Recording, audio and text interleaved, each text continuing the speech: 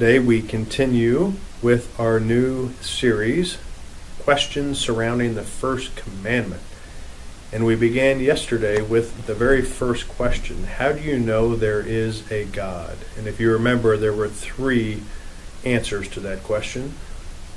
Two deal with natural knowledge of God. First one being, looking at creation and the existence of creation is a natural knowledge that testifies to a God. Secondly, is our conscience bears witness to the fact that there is a God or some higher authority that we must give an account to.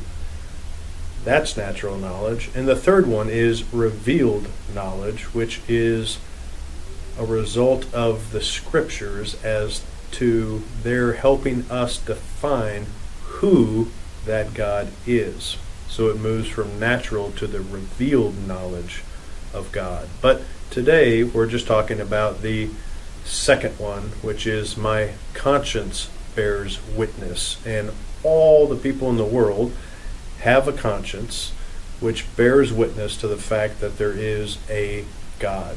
You hear St. Paul talk about this in Romans chapter 2, verses 14 to 15, where Paul says, "For when the Gentiles who do not have the law by nature do what the law requires, they are a law to themselves, even though they do not have the law. They show that the work of the law is written on their hearts, while their conscience also bears witness, and their conflicting thoughts accuse or even excuse them." So one of the things that's helpful for us here is when we look at the Gentiles that Paul speaks of, it's like looking at any unbeliever who does not have the Bible, does not read the Bible, does not necessarily even know what the Ten Commandments are or what God's will and law is, and yet when they break that law, their conscience afflicts them, thus proving that the law is written on their hearts, and there's some innate sense in us that we have to give an account to something higher than ourselves. Now, you might not know who that higher power is, which is very true for unbelievers and people who haven't read the scriptures. They don't have the revealed knowledge of God. But this natural knowledge of God even leads them to try to appease for their sins, to try to make right by the mistakes that they've made, and still somehow try to do maybe more good to get out of the bad that they do. But nonetheless, anywhere in the world, when somebody steals something that is not theirs, their conscience will indeed afflict them. Okay? So this is where we have this natural knowledge. And sometimes this natural knowledge will even lead somebody to do the right thing. Kind of a civil righteousness, if you will.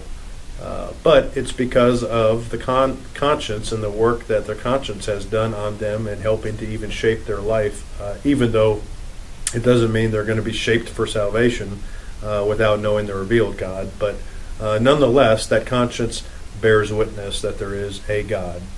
So you can look around the world throughout history and see that people have tried to make sacrifices, do certain things to appease the gods, if you will, for things that have gone wrong in their life or things that they have done wrong in their life. Kaler also brings up one great point, which we'll close with, as he says, "This natural knowledge of God is true as far as it goes, but it is not perfect. It does not tell us who this God is, what he has done for our salvation, and how we should serve him. The mere fact that a person believes that there is a God does not save him." Which leads us obviously to our next topic or next study in the next video, which will be looking at the revealed knowledge of God, so that we might know who this God is, how we can serve him, and how he saves us. Have a good day.